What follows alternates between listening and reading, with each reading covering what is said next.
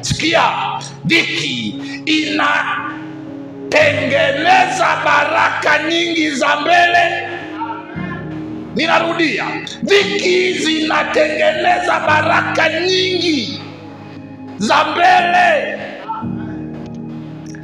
Haleluya, haleluya. Hebu kidogo tufikiri dhiki ni nini. Nimeisema kirejareja, lakini tuseme katika hali halisi. Dhiki ni hali ya kuwa na taabu. Dhiki ni kuwa katika hali ya mashaka. Dhiki ni kuwa katika hali ya maudhi au mahangaiko katika afya. Dhiki ni kuwa na shida. Dhiki ni kuwa na mateso au matatizo katika ndoa, au kuwa na shida katika uchumi, kuwa na shida katika familia, kupatwa na misiba, kuchukiwa, kutokuolewa na kutokuoa, kutokuzaa, njaa, kukosa kazi na mengine yote unaweza kuyaongeza pale. Sema amina. Haya yote yanawagusa wanadamu na yanawagusa Wakristo. Heri yako wewe ukijua haya kwamba yanatokea nayo yatapita. Maana ni kweli tunatofautiana. Wakati mtu mwingine ana chakula tele nyumbani kwake, lakini mtu huyo hana mtoto. Wakati mtu mwingine ana mtoto, mtu huyo hana kazi. Wakati mtu mwingine ana kazi, mtu mwingine ana miaka 70 hajaolewa na bado anasubiri mchumba. Ulishawahi kusikia mzee Kikongo anasubiria mchumba? Inawezekana. Maana watu wanatofautiana. Haleluya, haleluya. Wakati mtu mwingine ndoa yake imeshanua, wakati mwingine mtu mwingine ndoa yake ni mwiba. Sikia na kujenga kwa neno la Bwana. Hizo ndio zinaitwa dhiki. Ndio tafsiri nyepesi ya dhiki. Wakati hao yanatokea, na kuambia ni ya muda kitambo kidogo. Kwa nini ya muda kitambo kidogo alafu mepesi? Ni kwa sababu tuna utukufu utakaofunuliwa ambao unazidi kuwa mwingi siku hata siku. Na kutia moyo kwa jina la Yesu. Na kutia moyo kwa jina la Yesu. Sikia, wakati unakosa kazi, wakati una njaa, wakati huzai, wakati huolewe au uoi, wamekuchukia, wakati misiba imekuandama, wakati familia imesambaratika, wakati uchumi umeyumba, wakati ndoa ina mgogoro, wakati shida zinakuandama, wakati afya imetetereka, wakati unahangaika, unaudhiwa huku na kule, una mashaka makubwa, ni ya muda kitambo kidogo. Yesu yuko pamoja na wewe. Adha ziko katika aina mbili. Adha ziko katika aina mbili. Moja, adha zilizo za kawaida. Adha zilizo za kawaida. Mbili, adha zilizo kubwa, zito na za muda mrefu. Wakati nasema haya, nikwambie, haijalishi dhiki, adha, lakini zaidi dhiki, kwa vyovyote vile, haijalishi ukubwa au dogo, dhiki ni dhiki. Sema amina. Tunaweza tukazita ndogo au kubwa kulingana na aina ya mtu aliyekutana nalo. Wakati mwingine unaweza ukaona kidogo kwako, kumbe kwa mwingine kinamgharimu. Lakini wakati ni kubwa au ndogo, zote zinaitwa dhiki, na zote zinaleta maumivu. Haijalishi ziwe kubwa au ndogo.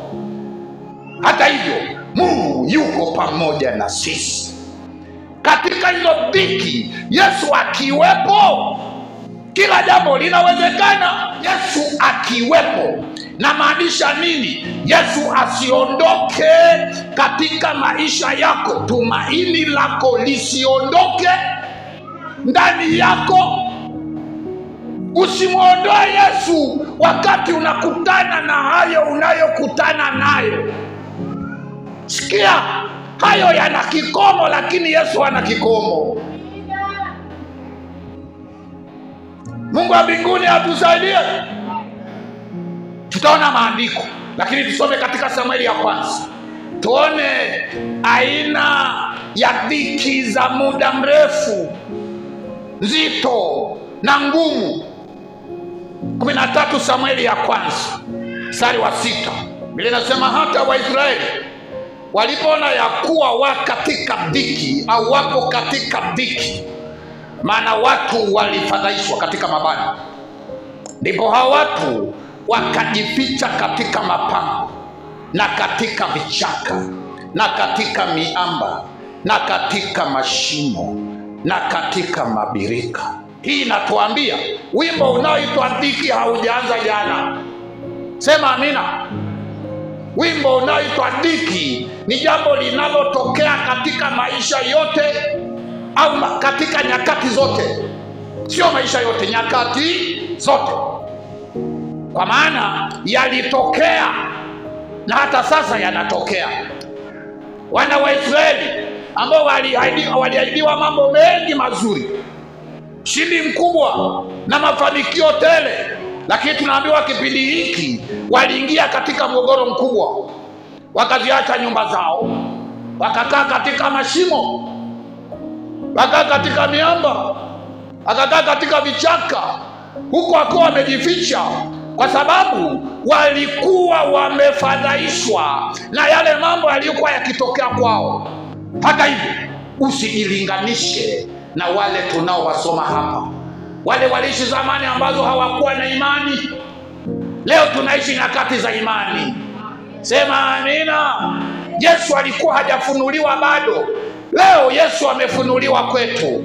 Dhiki zetu ni nyepesi, nazo ni za muda kitambo kidogo.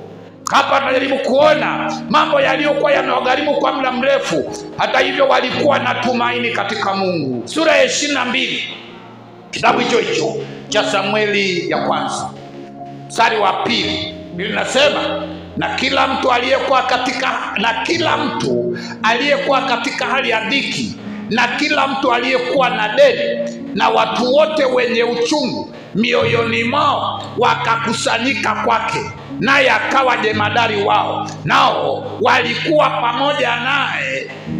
waliokuwa pamoja naye walipata kama watu 400. Haleluya. Hapa tunaambiwa habari ya Musa wakati wanajiandaa kuwa mfalme wa Israeli, kabla hajatiwa mafuta ile mara ya mwisho, wakati anamkimbia Sauli. Baadhi ya watu wakamwambia uwe mfalme wetu, walipoona anafanya mambo mazuri. Hata hivyo, baadhi ya watu wakaamua kufuatana naye ili awe jemadari wao, awe kiongozi wao katika mambo ya vita. Biblia inasema watu hao wapatao 400, nao walikuwa ni watu wenye dhiki, walikuwa watu wenye madeni, walikuwa watu wenye uchungu mioyoni mwao. Hao wakakusanyika mbele ya Daudi. Haleluya. Huyu Daudi akawa kiongozi wao, akawa jemadari wao. Pendwa, nataka nikuambie, ile dhiki ulionayo, ile shida ulionayo, yale madeni ulionayo, maana wengine wana madeni. Mungu atusaidie. Wana madeni. Wala hii sio ajabu, kwa sababu kila wakati kama sio shida tu zinawashawishi watu, lakini kuna watu wanashawishi watu kwamba njoo tu kopa tu, utalipa tu kidogo kidogo tu. Siku hizi wametokea na wakopeshaji wengine wanasema kopa tu utarudisha bila riba.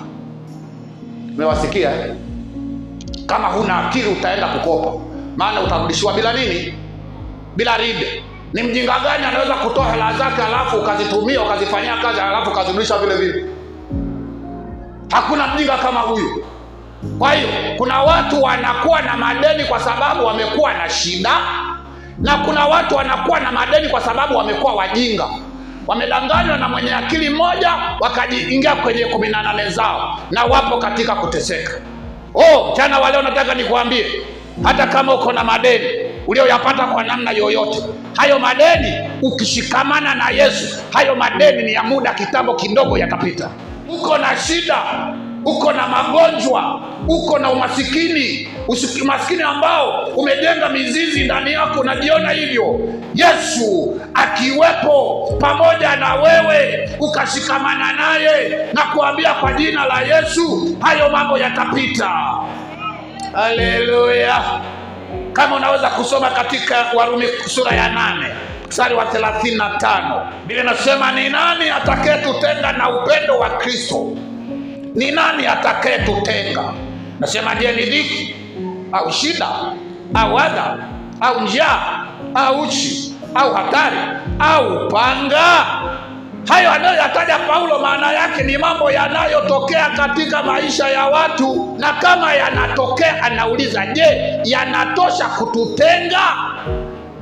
Kirahisi utasema hayawezi, lakini mbona yanakusumbua? Mbona unakosa usingizi?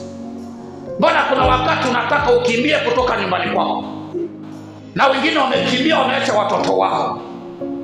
Mbona yanakufadhaisha? Leo ninakukutanisha na yule ambaye ukimwamini huyo utayaona hayo ni mambo ya kitoto. Ukisoma katika kitabu cha Yoshua sura ya 1 mstari wa 9, Biblia inasema, si mimi niliyekuamuru? Uwe hodari na moyo wa ushujaa, usiogope wala usifadhaike, kwa kuwa Bwana Mungu wako yu pamoja nawe kila uendapo. Nimeipenda hii, na hii ndio izingatie. Sema amina. Mungu anamuuliza Joshua, anasema, je, sio mimi niliyekuamuru ubebe mzigo huu aliokuwa ameubeba Musa? Sio mimi niliyekuamuru ufanye haya ambao nimekuambia uyafanye? Je, sio Mungu aliyekuamuru uokoke? Sio Mungu aliyekuamuru muamini? Je, sio Mungu aliyekuamuru mtumikie? Kama ni yeye huyo ambaye amekuamuru, asema uwe hodari na moyo wa ushujaa, usiogope wala usifadhaike, kwa kuwa Bwana Mungu wako, huyo aliyekutoa huko uliko, yeye yuko pamoja na wewe kila uendako.